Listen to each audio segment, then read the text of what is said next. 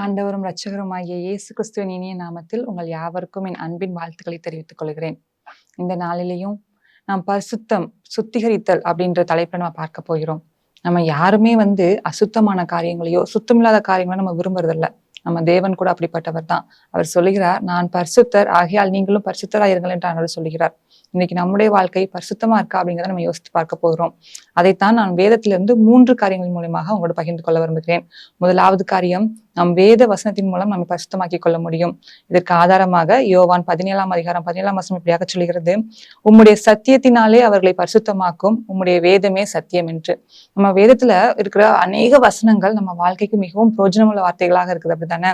அது இப்படி செய்யணும், இப்படி செய்யக்கூடாது, இதை நீ செஞ்சனா உனக்கு இப்படிப்பட்ட நன்மைகள் கிடைக்கும்னு சொல்லி அநேக ஆசீர்வாதங்கள் குறித்தும் அநேக சாபங்களை குறித்தும் இந்த வேதத்துல நமக்கு சொல்லப்பட்டிருக்கிறது.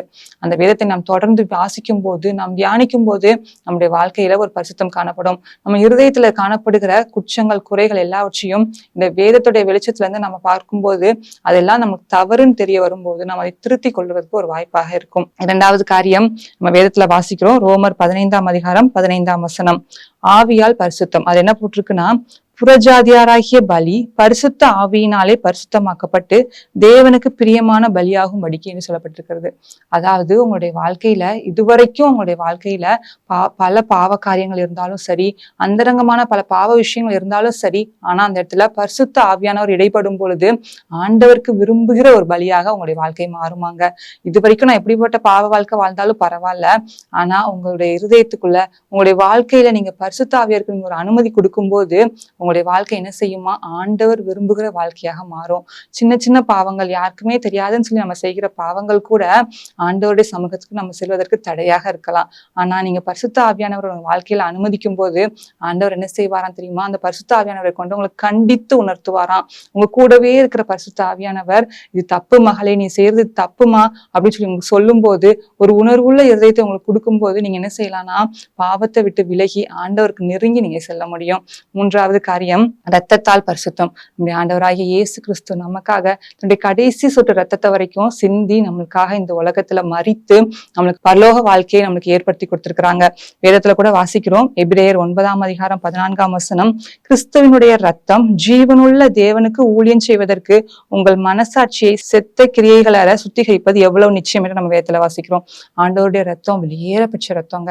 அந்த ரத்தம் சாத்தான் தந்து நம்மளை விடுதலையாக்கி பரலோகத்துக்கு நம்மளை சொந்தக்காரங்களாக மாற்றுமா. இன்றைக்கு நீங்க அந்த இயேசு கிறிஸ்துவோட ரத்தத்தை நோக்கி பார்த்ததுண்டா? என்னைக்காவது எனக்காக ஆண்டவர் மரித்திருக்கிறாரே, அவருக்காக நான் ஏதாயிலும் செய்யணும்னு சொல்லி என்னைக்காவது யோசித்து பார்த்திருக்கிறீங்களா? வேதத்துல அதே வசனம் சொல்லுது. வேதத்துல எபிரேயர் 13ஆம் அதிகாரம் 12ஆம் வசனம் இப்படியாக சொல்கிறது, அந்தபடியே இயேசுவும் தம்முடைய சொந்த ரத்தத்தினாலே ஜனத்தை பரிசுத்தம் செய்யும்படியாக நகரவாசலுக்கு புறம்பே பாடுபட்டார் என்று. அவருடைய பாடுகளை நம்ம நினைத்து பார்க்கும்போது நம்மளுக்கு இந்த உலக ஆசைகள், இந்த உலகத்துல காணப்படுகிற சந்தோஷங்கள் எல்லாம் ஒண்ணுமே இல்லைன்னு தெரியுங்க. அவர் யாருக்காக பாடுபட்டார்? உனக்காகவும் எனக்காகவும் தான் அவர் பாடுபட்டார். அதை நாம் உணர்ந்து கொள்ளும் போது நம்மளுக்கு இந்த உலகத்துல நம்ம அற்ப காரியங்களுக்காக நம்ம ஆண்டவர் என்ன செய்யக்கூடாது, திரும்ப திரும்ப சிலுவையில அறையக்கூடாதுங்க. இதை கேட்கிற அன்பான வாலிப பிள்ளைகளே, ஆண்டவர் இன்றைக்கு உங்ககிட்ட பேசுகிற விஷயம் ஒன்னே ஒண்ணுதான், உங்களுடைய இருதயத்தை பரிசுத்தப்படுத்துங்க. எப்படி அதை பரிசுத்தப்படுத்துறது? இந்த உலக பிரகாரமா நம்ம வாழும்போது நம்ம சுத்தப்படுத்துறதுக்கு நிறைய திங்ஸ் நம்ம யூஸ் பண்ணுவோம். ஆனா நம்மளுடைய இருதயம் சுத்தமாவதற்கு, நம்மளுடைய வாழ்க்கை பரிசுத்தமாய் காணப்படுவதற்கு வேதத்துல நம்ம இன்னைக்கு 3 விஷயங்களை பார்த்தோம். முதலாவதாக, அவருடைய வார்த்தையினால, வேத வசனத்தினால நம்ம பரிசுத்தமாக முடியும். அவருடைய ஆவியினால் நம்ம பரிசுத்தமாக முடியும். 3வது காரியம், அவருடைய ரத்தத்தினால் நம்ம பரிசுத்தமாக முடியும். இன்றைக்கு உங்களுடைய வாழ்க்கை நீங்க ஒப்புக் கொடுப்பீங்களா? ஆண்டவரே, நான் இவ்வளவு நாள் எப்படிப்பட்ட வாழ்க்கைனாலும் வாழ்ந்துட்டு போயிடல, ஆனா இன்றைக்கு இந்த வசனத்தை நான் கேட்கும் போது என்னுடைய வாழ்க்கை மாறட்டும். இது வரைக்கும் நான் மற்றவங்களுக்கு பிரயோஜனம் இல்லாம இருந்திருக்கலாம், ஆனா என்னுடைய வாழ்க்கை பரிசுத்தமாகி மற்றவர்களுக்கு நான் பிரயோஜனமா இருக்கட்டும். நீங்க பரிசுத்தரா இருக்கிறீங்க ஏசப்பா. பரலோகத்துல எந்நேரமும் ஆண்டவரை பரிசுத்தர் பரிசுத்தர்னு ஓயாம துதித்து கொண்டே இருப்பாங்களாம். நானும் அந்த கூட்டத்துல ஒரு ஆளா வரணும், நானும் உங்க கூட இருந்து உங்க பக்கத்துல இருந்து உங்களை துதித்து பாடணும்னு ஆசையுள்ளவங்களா இருக்கிறீங்களா? இன்றைக்கு உங்க வாழ்க்கையை ஆண்டவருக்கு ஒப்பு கொடுங்க. என்னையும் பரிசுத்தமாக்கும் கர்த்தரே, என்னையும் பரிசுத்தமாக்கும் நீங்க ஆண்டவர்கிட்ட கேளுங்க. ஆண்டவர் கண்டிப்பா உங்க வாழ்க்கையையும் பரிசுத்தப்படுத்துவார். என்னோட இணைந்து ஜெபிக்கிறீங்களா? அன்புள்ள இயேசப்பா, உமக்கு நாங்கள் நன்றி செலுத்துகிறோம். இந்த நாள்லயும் இயேசப்பா, பரிசுத்தத்தை குறித்து உங்களை சுத்திகரிப்பதற்கு தேவையான காரியங்களை பற்றி நீங்க கற்றுக் கொடுத்திருக்கிறீங்க. அதற்காக நாங்கள் உங்களுக்கு நன்றி செலுத்துகிறோம்.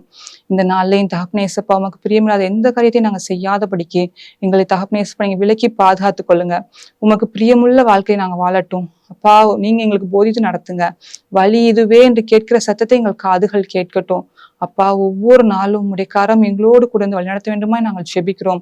தகப்பனே, இங்க இருக்கிற இதை கேட்டுக்கொண்டு இருக்கிற அப்பா ஒவ்வொருத்தருடைய கண்ணீர் கவலைகள் எல்லாத்தையும் நீங்க மாற்றி போடுங்க. அப்பா, நிறைவான இயேசு அவங்க வாழ்க்கையில் நீங்க வந்து அவங்க குறைவுகளை எல்லாம் நீங்க மாற்றி போட போற கிருபைக்காக நாங்க நன்றி செலுத்துகிறோம். அப்பா, எல்லாருடைய கண்ணீரை நீங்க களிப்பாய் நீங்க மாற்றுங்க. நீ சகலத்தையும் செய்ய வல்ல தேவன் ஏசப்பா. அப்பா, உம்மாலே செய்யக்கூடாத அதிசயமான காரியம் ஒன்றுமே இல்லை. இயேசுவே, நீங்க உங்க வாழ்க்கையில அதிசயத்தை அற்புதத்தை செய்யுங்க. இந்த மற்றவங்களுக்கு பிரயோஜனமான ஆளா இருக்க உதவி செய்யுங்க. இயேசு கிறிஸ்துவின் மூலம் ஜெபிக்கிறோம் நல்ல பிதாவே, ஆமென்.